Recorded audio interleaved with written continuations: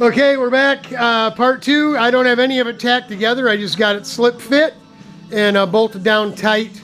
After we get this stuff welded up and it's solid, there's a lot of pressure on it right now. I knew this was going to be a problem when you don't go straight back. You come straight out, but you don't come straight out here.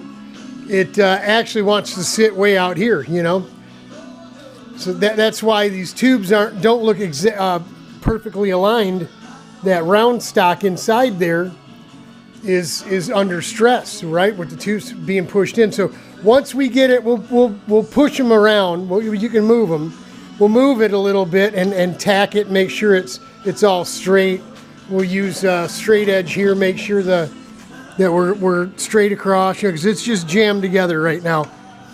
Right before we do any tacking or what, we'll tack it and adjust it, and then get it welded up. Once this is welded up solid, the bumper itself, we'll take it off and we will tweak this thing.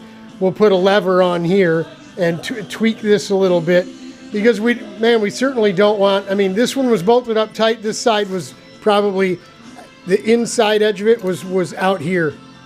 So you don't want all that pressure on your front end like that. It's working like a sway bar. It's doing things you don't want it to do. So we'll tune it up, before we bolt it down for good. But other than that, everything looks good. We made sure that it was lining up with the porch at the bottom. Then we took a measurement. We just put the round stock in, took a measurement between each of these pieces with it bolted together, and then went over and cut 2 pieces of that old rear bumper out, and came over and stuffed it all together. So that's it. It looks good. We're pretty excited about that. Look at where the pedals were, right? And we're going to put them back on. Like I said, we can now rotate them, and move them a little more forward, so we can move our heel stop as far forward as we can get without, getting into those bolts and stuff. And it'll make me more comfortable. The nose is gonna be happy again, and it doesn't look funky like that did. So wasn't real crazy about that. After I wiggled it and saw that it wasn't really kosher, I thought, man, it doesn't make a lot of sense to put more aluminum on this piece of plastic, just to, So it's cut your losses, cut the chassis, and get it welded up. I talked to Rich today. He's got us some silicon bronze, so we'll put the bronze on here, which is what they got welding this stuff here on. And so, you can't, I'm not going to paint the bumper. It doesn't look that bad the way it is. If you put some bronze around there, it'll just look like brazing. And if he does it pretty, bing, bang, boom, good to go. I know, Ben, I know what you're saying. Bob, I know what you're saying. What happened to the fashion show? That's why I'm making them use the silicon bronze, because that is the fashion show. Hey, man, we're getting it. We're getting her. Won't be too much longer now. Once we get the nose and the driver fairing on this thing, our MyChron parts are coming. They should be here tomorrow. So our gasket and bracket, I was thinking about, I want to buy a new hub that has it'll go 16 degrees. I want to add some angle to this thing. So I was thinking about running this hub through the bandsaw and just cutting the steering wheel part off, throwing it away.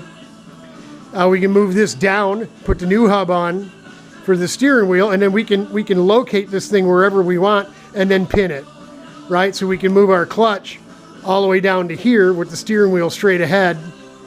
And yes, it will be further away because we'll have another steering wheel hub on here. But we can if we have to make a new lever, we'll make a new lever. We'll do whatever we got to do. But I want some angle to my steering wheel, because right now it feels like it's a bus. You're driving a bus. And we needed to fix this clutch lever deal, hitting our gauge and all that stuff. So there you go. We're sneaking up on it now. The graphics guy hasn't got back to me. He said he would sell me solid chunks. This is like a Yamaha blue. I told him I'd really like to have some fluorescent orange. If I can get that, I'll just clean this, even though it's scarred up, I'll clean this tire rubber off best I can because I think this looks cool. And we'll put a little of that blue and orange on the nose and on the fairing. You know, get us a number panel and put our numbers on, and bing, bang, boom, we're good to go. So that's it for the 28th. Like I said, man, my neck is kind of sore from being out here all day. Yeah, we're getting to the end of January. Right after the first of the month, I'll be talking to Sam probably this week or beginning of next week, and then it's going to be on like Donkey Kong. I'll be beating everybody up and insisting you send me hundreds and hundreds and hundreds of dollars so we can get this thing going for April. I don't know. We'll have to see how it goes. Joe Biden's out, and Sam jacked the price up more than he ever has any other time. So I don't know. I don't know if this thing's gonna. I don't know if we're gonna be doing this stuff or not. He's got the price so jacked up. I mean, still not as expensive as some of the other places, but and we get some really nice benefits at Grattan. But I don't know. We'll see. We'll just see if we can find some new people. That's it. Godspeed. God bless. Hang in there. She's coming together. It's going to get better. And you all know why. Because Jesus is coming. I'm praying for you. Hang in there, y'all.